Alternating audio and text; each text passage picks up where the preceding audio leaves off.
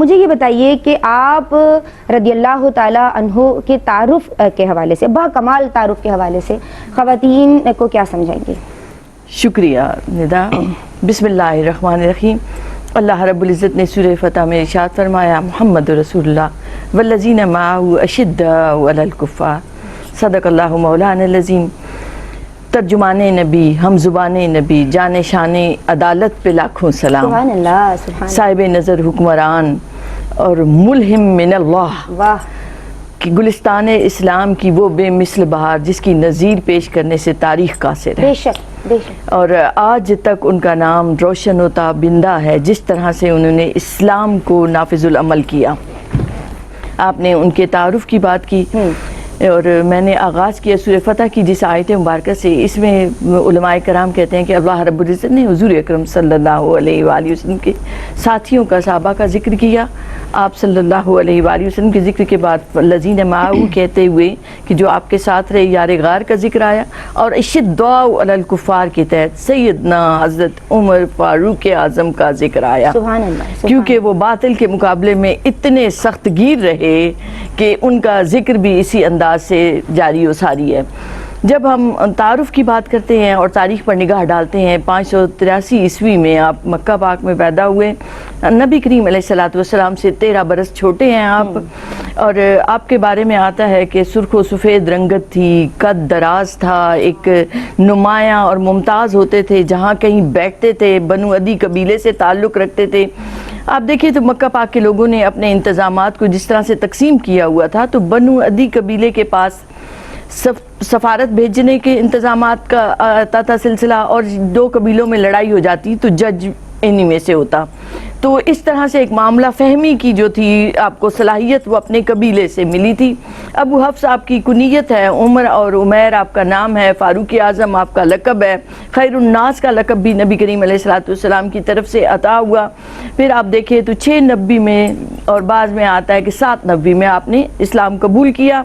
اور آپ نے اسلام قبول کرنے کے بعد اسلام کے لیے اپنی خدمات ساری وقف کر دی، نبی کریم علیہ السلام کے ساتھ ہمیشہ رہے۔ 27 غزوات میں سے کوئی ایک غزوہ بھی ایسا نہیں جس میں آپ نے شرکت نہ کی ہو، اور جیسے کہ آپ نے بھی کہا کہ موافقات میں، آپ کی موافقت میں 27 بار قرآن مجید کی آیات آئیں، اور بعض اوقات تو بعین ہی الفاظ بھی وہی اترے وحی الہی میں کہ جو حضرت سیدنا عمر فاروق رضی اللہ تعالیٰ عنہ نے ادا کیے، اور ان میں جو نمایاں مقامات ہیں، جیسے آپ نے حضرت ابراہیم علیہ السلام، مقام ابراہیم کو نماز کی جگہ بنانے کا وہ خیال ظاہر کیا تو حکم آ گیا۔ اسی طرح شراب پہ آپ نے کہا کہ اس پہ پابندی ہونی چاہیے تو حرمت کے احکامات آ گئے۔ 3 بار آپ نے دعا کی تو شراب کی حرمت کے احکامات بھی 3 بار آئے۔ آیت حجاب کے تعلق سے، آیت حجاب جی اسی پر آئے تھے کہ پردے کے احکامات آئے۔ اسی طرح سے